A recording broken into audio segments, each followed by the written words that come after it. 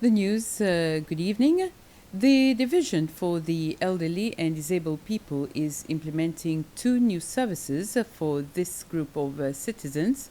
The first is a fast-track card that will allow people with disabilities get a quicker response to services they need. The card can be used in hospitals, banks, private and public places where they need services and will be valid for life. The other, a travel card, is already in use but without any guidelines. The division has now put in place new procedures to manage this card. Instead of being renewed every 3 months, the card will now be renewed every 2 years. The new card and new service will be available for registration from the 1st of May this year. However, if the card gets lost, the owner will have to pay 50 rupees to get a new one.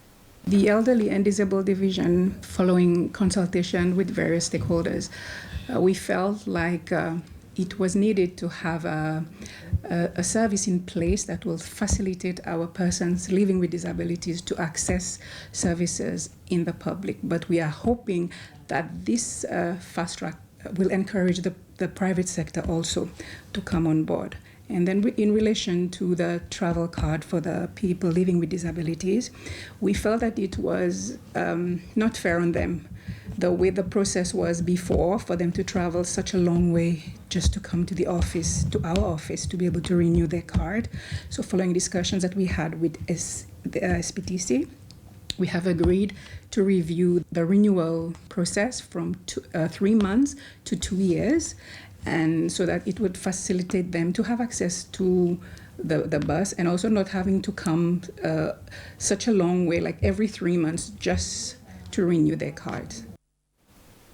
114 fads have been collected from 5 outer islands.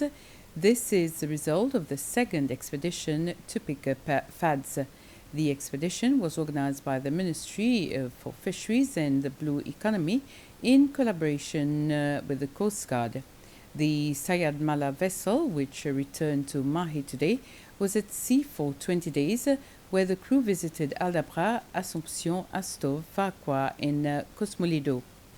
President Weval Ramkalawan, who was present to welcome them, congratulated the crew for their hard work. Amongst the crew were 6 students from the Seychelles Maritime Academy and a lecturer. The students got a chance to learn and participate in the work to collect the fads. The Minister for Fisheries and Blue Economy, Jean-François Ferrari, says that the expedition went well and that the material from the fads will be recycled and reused.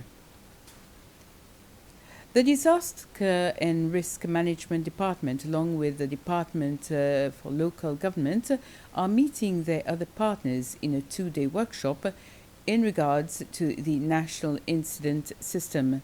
The system is aimed at streamlining the country's response in the instance of disaster. The participants have been educated on the existing structure that puts the district administrators at the forefront of disaster management on community level. The Minister for Internal Affairs, Errol Fonseca, has urged all partners to continue working together. Our ministry, through the RMD, has been consistent in the development of plans and standard operating procedures, SOPs, in collaboration with MDAs across government to meet government's expectation to lower disaster risk through collaborative approach. And this is really where you end up achieving your aims, this integration and collaboration. In doing so, Seychelles continues to strengthen its emergency preparedness in meeting its international obligation. In this light, I wish to reiterate the need for all MDAs to integrate disaster risk reduction and business continuity planning as crucial activities in their planning processes as their contribution towards more disaster resilient communities.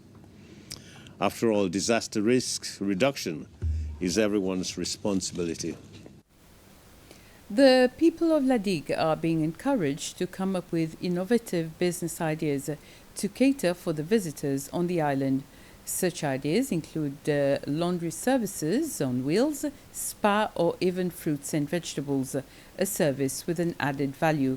It was the minister responsible for tourism, Sylvestre Radegonde, who made these suggestions during his routine visits to tourism establishments on the island. A concern of several owners of the establishments is when they can have their own buggies. The minister says the subject is being addressed by the government and that the main concern is that the visitors get to where they need to when they need to. Do we have a combination of increasing the number of taxis, reduction in the number of buggies assigned to these establishments, public transport generally?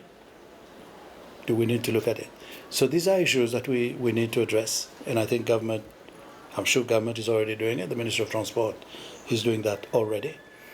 But then also what I say is that La Digue can support only so many tourism establishments, 125 now. Is there room for us to grow more? Maybe not. What we should be focusing on, in my view, is at enhancing the product that is already there. Instead of building more and more, let us stop, consolidate, improve the product that we have there now.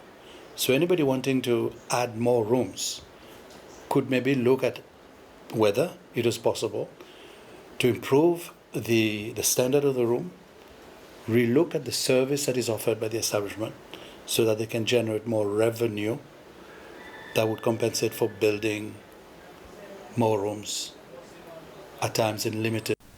And with this, we end this news summary. We'll be back at 8 with the news in Creole. Have a very pleasant evening.